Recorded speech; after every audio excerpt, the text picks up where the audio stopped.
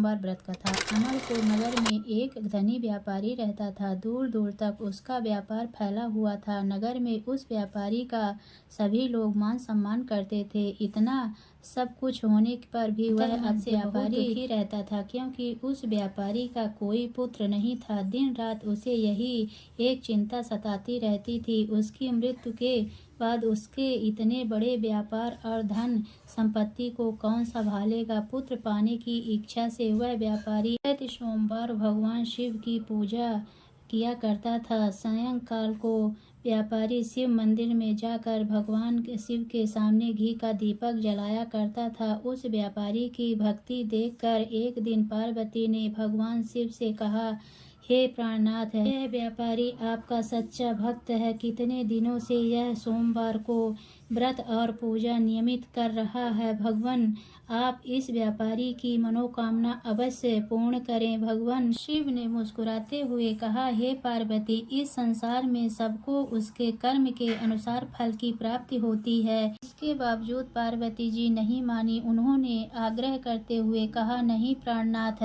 आपको इस व्यापारी की इच्छा पूरी करनी होगी। यह आपका अनन्य भक्त है। प्रति सोमवार आपका विधिवत व्रत रखता है और पूजा अर्चना के बाद आपको भोग लगाकर एक समय भोजन ग्रहण करता है। आपको इसे पुत्र प्राप्ति का वरदान देना ही होगा। पार्वती का इतना आग्रह देखकर भगवान शिव ने कहा, तुम्हारे आग्रह पर मैं इस व्यापारी को पुत्र प्राप्ति का वरदान देता हूँ, लेकिन इसका पुत्र 16 वर्ष से अधिक जीवित नहीं रहेगा। उसी रात भगवान शिव ने स्वप्न में उस व्यापारी को दर्शन देकर उसे पुत्र प्राप्ति का वरदान दिया और उसके पुत्र के 16 वर्ष तक जीवित रहने की बात भी बताई। भगवान के वरदान से व्यापारी को खुशी तो हुई, लेकिन पुत्र की अल्पायु की चिंता ने उस खुशी को नष्ट कर दिया।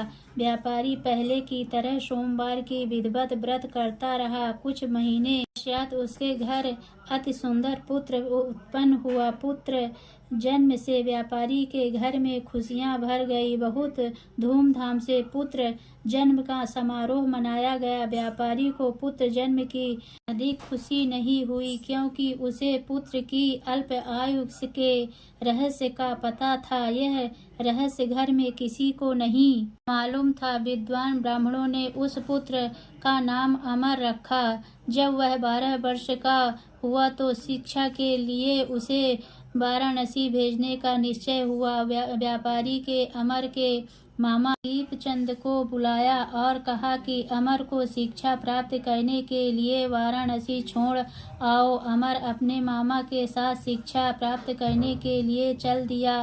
रास्ते में जहाँ भी अमर और दीपचंद रात्रि विश्राम के लिए ठहरते, वहीं यज्ञ करते और ब्राह्मणों को भोजन कराते थे। लंबी यात्रा के बाद अमर और दीपचंद एक नगर में पहुंच उस नगर के राजा की कन्या के विवाह की खुशी से पूरे नगर को सजाया गया था। निश्चय समय पर बारात आ गई, लेकिन वह वर का पिता अपने बेटे के एक आंख से काने होने के कारण बहुत चिंतित था। उसे इस बात का भय था कि कहीं राजा को इस बात का पता चल गया, वह विवाह से इनकार कर देंगे, इससे उसकी बदनामी होगी। वर के पिता ने अमर को देखा तो उसके मस्तिष्क में एक विचार आया। उसने सोचा, क्यों न इस लड़के को दूल्हा बनाकर राजकुमारी से विवाह कर दूं। विवाह के बाद उसको धन देकर विदा कर दूंगा और राजकुमारी को अपने नगर में ले जाऊंगा। वर के पिता ने इसी संबंध में अमर और दीपचंद से बात की। दीपचंद ने धन मिलने के लालच में वर के पिता की बात स्वीकार कर ली। अमर को दूल्हे के वस्त्र पहनाकर राजकुमारी चंद्रिका से विवाह कर दिया गया। राजा ने बहुत सा धन देकर राजकुमारी को विदा किया। अमर जब लौट रहा था तो सच नहीं छिपा पा सका और उसने राजकुमारी को ओढ़नी पर लिख दिया, राजकुमारी चंद्रिका, तुम्हारा विवाह तो मेरे साथ हुआ था। मैं तो वाराणसी में शिक्षा प्राप्त करने जा रहा हूँ। अब तुम्हारे जिस नवयुवती पत्नी बनना पड़ेगा वह काना है। जब राजकुमारी ने अपनी ओढ़नी पर लिखा हुआ पढ़ा तो उसने काने लड़के के साथ जाने से इनकार कर दिया। राजा ने सब बातें जाकर राजकुमारी को महल में रख लिया। इधर अमर अपने मामा दीपचंद के साथ वाराणसी पहुंच गया। अमर ने गुरुकुल में जाकर पढ़ाई शुरू कर दी। जब अमर की आयु 16 वर्ष पूरी हुई तो उसने एक यज्ञ किया। यज्ञ की समाप्ति पर ब्राह्मणों को भोजन कराया और खूब अन्न वस्त्र दान कर रात को अमर अपने शयन कक्ष में सो गया। शिव के वरदान के अनुसार अवस्था में ही अमर के प्राण पखेरु उड़ गए। सूर्योदय पर मामा अमर को मृत देखकर रोने पीटने लगा। आसपास के लोग भी एकत्रित होकर दुख प्रकट करने लगे।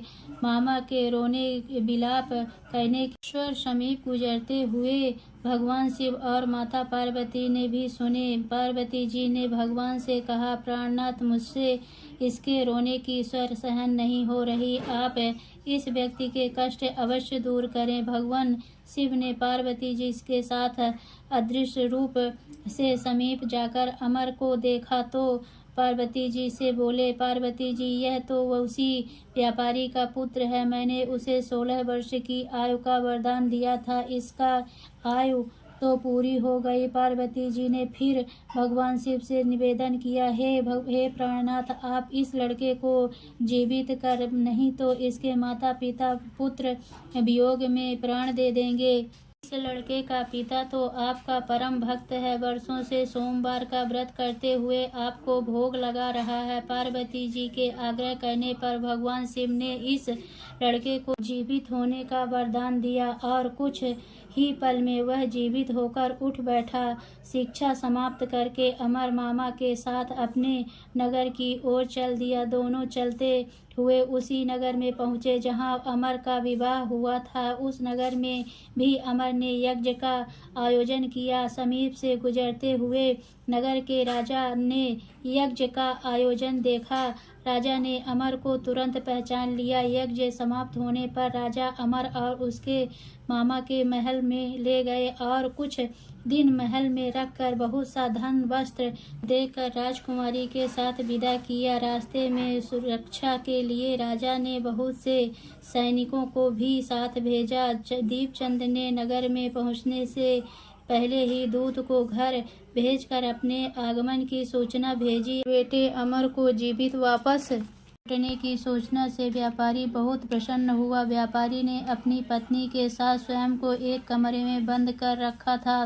भूखे प्यासे रहकर व्यापारी और उसकी पत्नी बेटे की प्रतीक्षा कर रहे थे। उन्होंने प्रतिज्ञा कर रखी थी कि यदि उन्हें अपने बेटे की मृत्यु का समाचार मिला तो दोनों अपने प्राण त्याग देंगे। व्यापारी अपनी पत्नी और मित्रों के साथ नगर के द्वार पर पहुंचा। अपने बेटे के विवाह का समाचार सुनकर पुत्रवधू राजकुमारी चंद्रिका को देखकर उसकी खुशी का ठिकाना न रहा। उसी रात भगवान शिव ने व्यापारी के स्वप्न में आकर कहा, सेठ, मैंने तेरे सोमवार के व्रत करने और व्रत कथा सुनने से प्रसन्न होकर तेरे पुत्र को लंबी आयु प्रदान की है। व्यापारी बहुत प्रसन्न हुआ। सोमवार का व्रत करने से व्यापारी के घर में खुशियां लौट आई। जो स्त्री पुरुष सोमवार का व्रत विधिवत व्रत करते हैं और व्रत कथा सुनते हैं उनकी सभी इच्छाएं पूरी होती है। तो बोलिए भोलेनाथ की जय।